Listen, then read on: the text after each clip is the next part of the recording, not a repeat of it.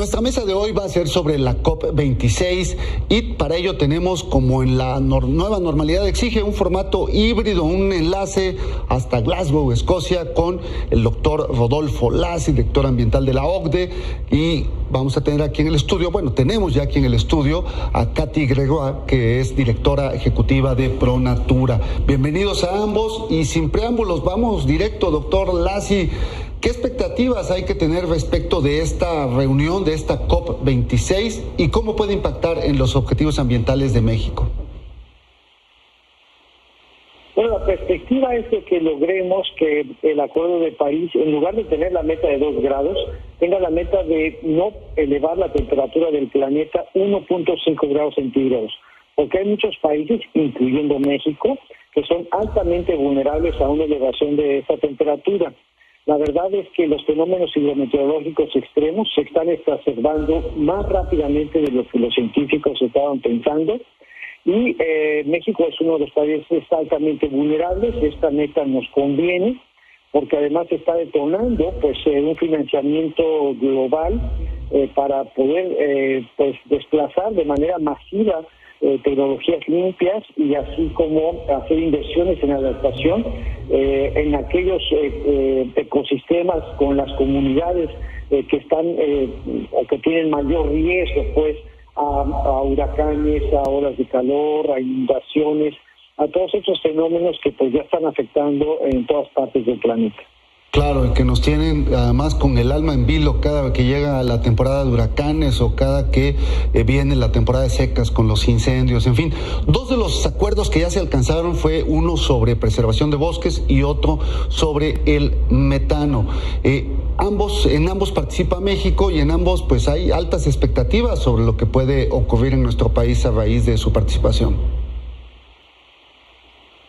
Así es, porque se tiene la propuesta de que se pueda proteger no el 10% o el 17% de los ecosistemas naturales del planeta, sino el 30% de la totalidad de los ecosistemas al año 2030, que se detenga de manera definitiva la deforestación, que eso está ya dentro de la Ley de Cambio Climático de México, y que haya flujos financieros para precisamente apoyar a las comunidades que son las poseedoras de los bosques, muchas veces las comunidades indígenas, a efecto de que ellas puedan conservar de manera efectiva los bosques y que tengamos entonces no solamente una recuperación de los ecosistemas que están absorbiendo el dióxido de carbono, sino también un regreso de la biodiversidad, porque como ustedes saben hemos perdido de manera terrible la biodiversidad del planeta. Prácticamente el 80% de las especies superiores, los mamíferos superiores, han desaparecido del planeta. Así es. Le pregunto a Katy Gregoire, ProNatura trabaja precisamente en este tipo de objetivos y está muy enfocada en tratar de recuperar y preservar ecosistemas con financiamiento. ¿Qué esperan ustedes de esto que se está logrando allá en la COP26? Pues la verdad lo vemos con muchísimo optimismo la participación del sector privado, porque más allá de los acuerdos es importantísimo ver cómo se va a traducir en acciones en campo y crear estas alianzas multisectorales que tienen que involucrar a todos. El cambio climático no es de los ambientalistas, el tema es económico y para la primera vez sí estamos viendo este flujo de fondos, la participación de las grandes empresas y aquí mismo en México la necesidad de reducir emisiones por el sector privado ha habido una demanda muy importante. Katy, el doctor Lasi justo manejaba la importancia de involucrar a las comunidades que viven prácticamente del aprovechamiento de estos ecosistemas y son responsables de su preservación. Ustedes trabajan en un proyecto en Oaxaca interesante. Sí, trabajamos en toda la República Mexicana, en los 31 estados. Trabajamos en Brasil, Guatemala, Cuba, República Dominicana y siempre de la mano con las comunidades. Su participación es fundamental y desde luego desde hace unos años estamos trabajando en temas de adaptación para prepararnos por lo que viene, porque ya no, el tema no es más allá de mitigación. Sí tenemos que estar trabajando con las comunidades para que adaptan, porque el impacto sí es de medios de vida, y entonces estamos trabajando en múltiples comunidades por toda la República Mexicana. Como esta de San Juan La Chao que nos comentabas de Oaxaca. Sí, desde luego tenemos un proyecto muy interesante, se llama Neutralízate. Trabajamos en San Juan La Chao desde hace casi 15 años y realmente es un mecanismo financiero que permite a la comunidad tener esos ingresos para poder tener economías, a exportar el café y no talar los bosques. De acuerdo, es importante porque la importancia de proteger bosques en pie es aún así más importante que la reforestación. Doctor Lassi, Katy apunta a un tema que es el compromiso de la industria, de los empresarios, y que el problema no es tanto ambiental solamente, sino económico. Y yo le agregaría, ¿no cree usted que también en esta COP la parte política está jugando muy fuerte?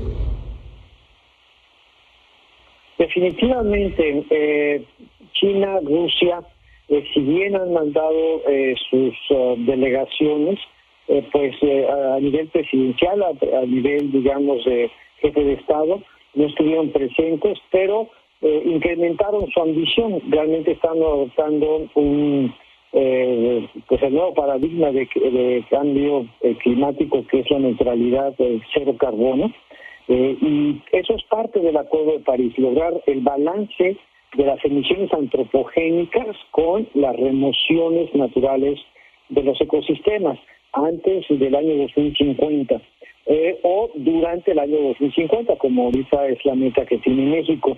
Pero entre más nos adelantemos, más posibilidades tenemos de disminuir los riesgos. En la parte industrial es importante regresar al tema del metano, porque el metano es el segundo gas de efecto invernadero más importante después del dióxido de carbono, y la industria del gas ha crecido demasiado porque se ve al gas natural como un combustible de transición hacia las renovables, dejar de quemar combustóleo, carbón, diésel, y utilizar el gas metano, que solamente tiene un átomo de carbono. La verdad es que ya esa no es una medida de transición. El potencial de calentamiento que tiene el metano es 27 veces superior al del dióxido de carbono, y por lo tanto, si no controlamos las fugas en las instalaciones de gas natural, en los gasoductos o en la distribución a nivel domiciliario, tenemos una cantidad gigantesca de gases de efecto invernadero que antes no lo teníamos. Si adicionalmente contamos el metano que se está liberando, por ejemplo, por el derretimiento de permafrost en el hemisferio norte, por el derretimiento del Polo Norte, pues tenemos un riesgo altísimo de que el fenómeno de calentamiento se exacerbe, se acelere, como está sucediendo, y que haya lo que los meteorólogos llaman una retroalimentación de este calentamiento, y por lo tanto tengamos estas olas de calor que llegan hasta 50 grados de temperatura en áreas que jamás habían registrado elevaciones de esta naturaleza. Hay una posibilidad también de que se detonen otros tipping points, o sea, puntos de inflexión en el sistema climático, y eso es lo que se trata de evitar con este esfuerzo global de controlar masivamente las emisiones de gases de efecto invernadero.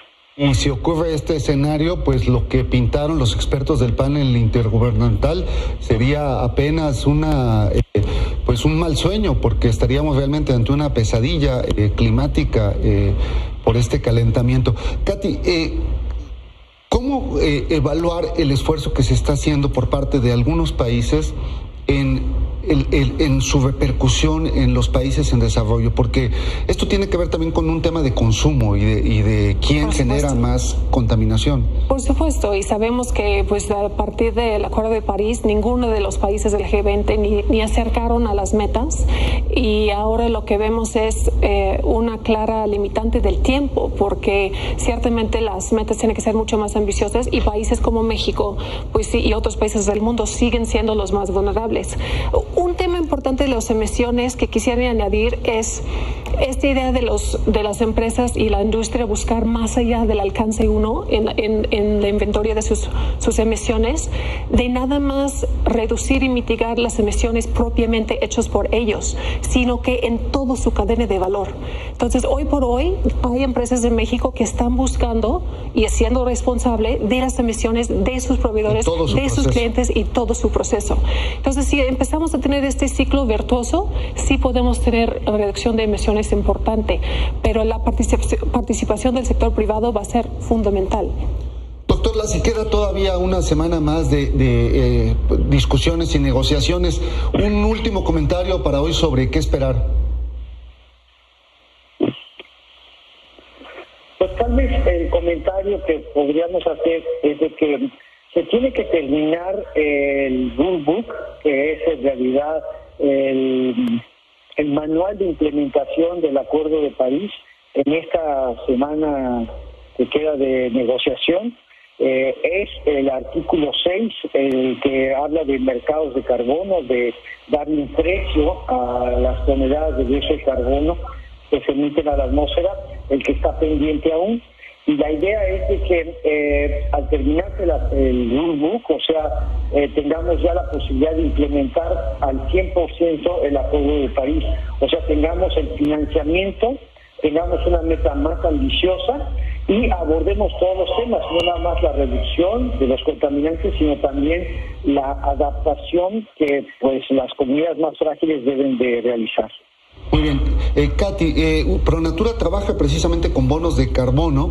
Y ¿cómo observan ustedes este fenómeno? ¿Hay otras organizaciones que lo están haciendo? ¿Falta que lo hagan más? ¿Falta que lo impulse el gobierno? Pues yo creo que es importante, como menciona el doctor, trazar esta ruta, incluyendo los mecanismos financieros. Y los mercados de carbono son un excelente mecanismo financiero. Un ejemplo, los bonos forestales, desde luego, es algo que empujamos por sus co-beneficios y los beneficios que tienen las comunidades más vulnerables del país. Pero, por ejemplo, estamos con un socio donde podemos vender bonos y el dinero por tonelada que entra es para la compra de paneles solares para el 1% de la población en México que no tiene acceso a la luz. Entonces imaginamos cuántas posibilidades hay si tenemos esos mecanismos financieros que permite que sí pueden proteger estos bosques. Bueno, esperemos que se lleguen a esos acuerdos y los estemos informando en breve aquí. Muchísimas gracias. Hasta Glasgow, Escocia. Doctor Lassi, buenas noches. Buenas noches. Buenas noches, que se encuentren muy bien. Gracias. Katy, muchísimas gracias también. Muchas gracias. Encuentra lo mejor de Milenio en YouTube. Suscríbete y activa la campanita.